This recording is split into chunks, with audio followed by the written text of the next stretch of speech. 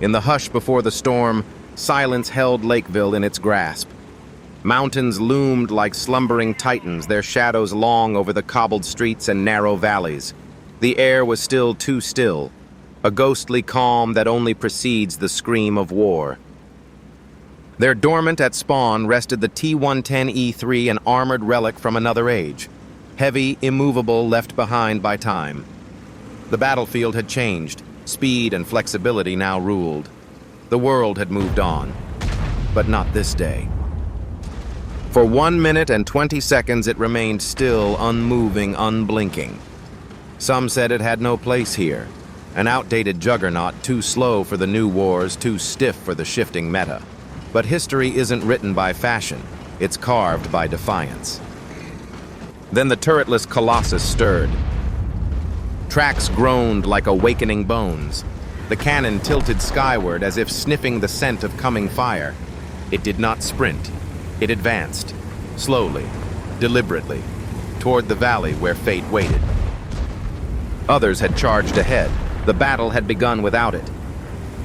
But the mountain does not rush the storm. It becomes it. And so the forgotten giant moved into legend.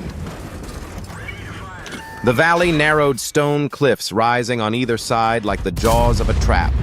Smoke had begun to curl from the ridgeline. Shots rang out in staccato bursts. The vanguard had met the enemy, and the enemy was many. From the shadows they poured sleek autoloaders, nimble mediums, glass-jawed snipers who fought with speed and angles. They belonged to the modern age where mobility was king and armor was myth. But myths do not fade quietly. The T110E3 advanced into their world like a cathedral walking into a knife fight. Shells sparked off its sloped armor, glanced from its brutal monolithic front. It made no apology for its shape, no concession to the present. It simply endured. Its driver, resolute calm, guided it like a stone descending through water. Purposeful, heavy with fate. They came in waves, 3, then 5, then more. But the guns spoke in thunderclaps, each shot a sentence of judgment. The enemy thought it slow. They thought it blind. But its aim was unwavering, its trigger cold and disciplined. With every breathless reload, it turned another flanker into flame. At the choke point where faster tanks would panic, where lighter ones would falter, T110E3 stood immovable. Not because it had no choice, but because it chose to. 2 kills. Then 3. The 6th minute passed. Still it held. Still it fired. Still it was. It became the anchor of the valley, a black ship in a sea of fire, unyielding. The more they tried to break it, the more they broke themselves. The metal groaned. The front cracked. Tracks sparked red as blood, but it did not yield. For this was not speed, not finesse. This was defiance cast in steel. And in the jaws of the valley, the old god found purpose again. Inside the iron tomb, all was still. No music, no chatter, only the hum of an aging engine and the rhythmic pulse of breath, steady, deep, anchored in ritual. The driver sat within the steel husk, not as a passenger of war, but as its conscience. His fingers danced on familiar controls, not with flair, but with faith. He did not speak. He listened to the slope of ground beneath his treads, to the pauses between enemy reloads, to the silence of allies who would not return. At 1:20, he had awakened late. Most would have rushed, panicked, scrambled to rejoin the fight. But not him. He had not come to chase glory. He had come to understand it. And so he watched. The minimap flickered like a dying constellation, friendlies collapsing in town, the center overwhelmed. Only the valley held, and even that just barely. They were many. He was one. But what is fear to a man who has already accepted defeat as a companion? With every shot, he did not celebrate. He measured. He calculated distance angle reload cycles, trusted in muscle memory worn smooth over years. There was no adrenaline now, only clarity. No chaos, only focus. 6 minutes in, he was surrounded. The modern machines swarmed him agile like wolves confident in their doctrines. He could feel their impatience, their arrogance, their assumption that he would crumble under numbers. But he invited them in. Not out of pride, but necessity. Not for vengeance, but for balance. Because someone had to stay when others fled. Someone had to be still when others scattered. He was not here to win alone. He was here to outlast, to hold, to teach.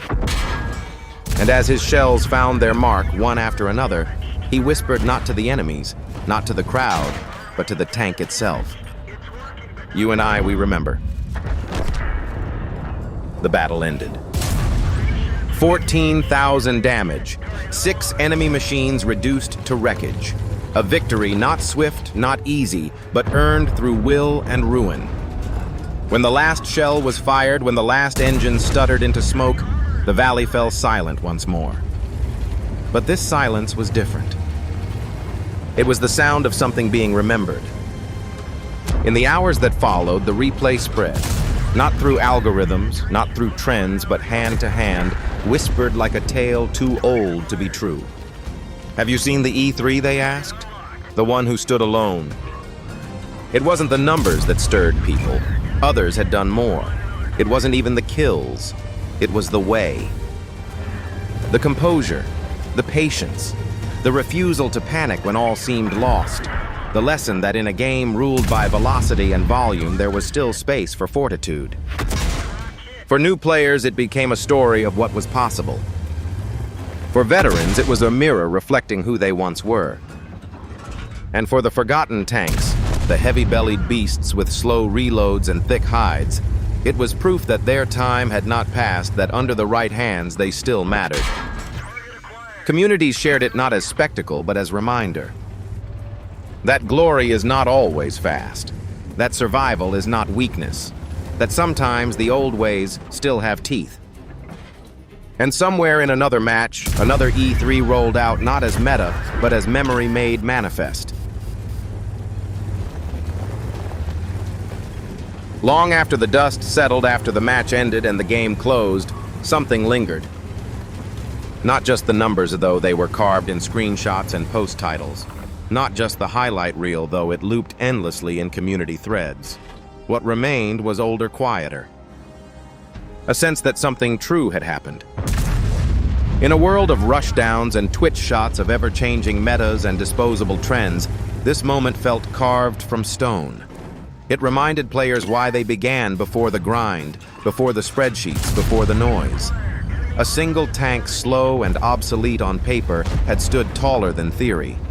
Had acted not in reaction, but in resolution. And that resolve, that wordless endurance spoke louder than chat logs ever could. The T110E3 returned to its garage dented but undefeated. No medals could capture what it had done. No algorithm could rank the spirit behind its cannon, but the community remembered. They always do. Somewhere, a player who had shelved their E3 for months quietly re-equipped it. Somewhere else, a newcomer looked at the tank not with doubt, but with curiosity. Why this one, they asked. And in time, they'd understand. Not all legends wear capes. Some wear steel 3 feet thick. Some move at 25 kilometers an hour.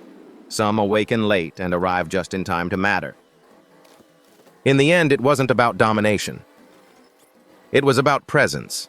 About proving that in a game built on speed, sometimes the truest power is the will to stay. And when the next storm comes, someone will remember the giant who didn't run,